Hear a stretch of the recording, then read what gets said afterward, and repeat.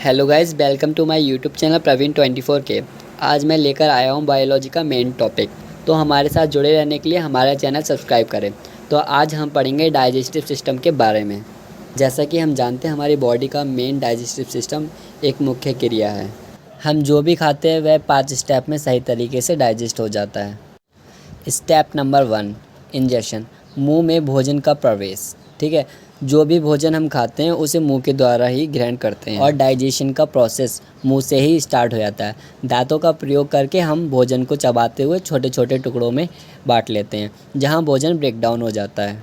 और salivary gland यानी लार ग्रंथि, जो सलाइवा प्रोड्यूस करती है, जो लिक्विड फॉर्म का पदार्थ फूड के मिक्सचर को सलाइवा के साथ जीभ की हेल्प से मिक्स कर लेता है और हम इस मिक्सचर को ग्रहण कर लेते हैं। सलाइवा में अच्छे गुण के एंजाइम पाए जाते हैं जो उनका विखंडन करके डाइजेस्ट करने में हेल्प करते हैं और यहाँ से भोजन अंदर की ओर ईसोफेगस में चला जाता है। Step number 2, oesophagus.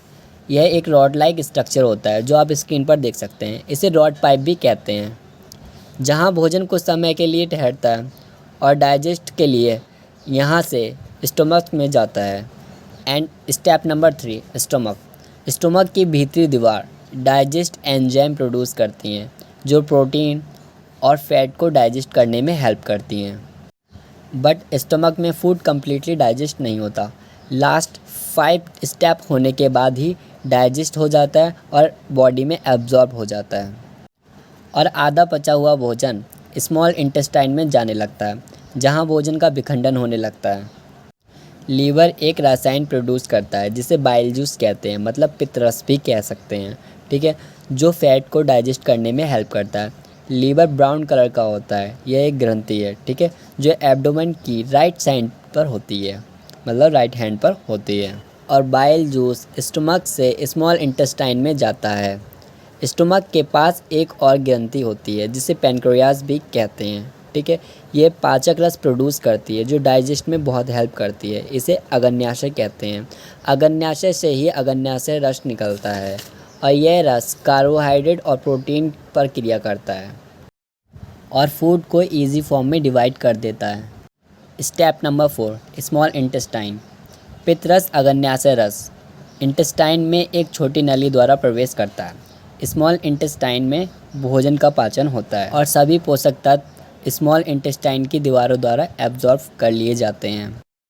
Small intestine के 3 पार्ट होते हैं, ड्यूडेनम जो स्टमक के से जुड़ा हुआ होता है, जेजुनम, और लास्ट पार्ट होता है इलियम जो लार्ज इंटेस्टाइन से जुड़ा रहता है।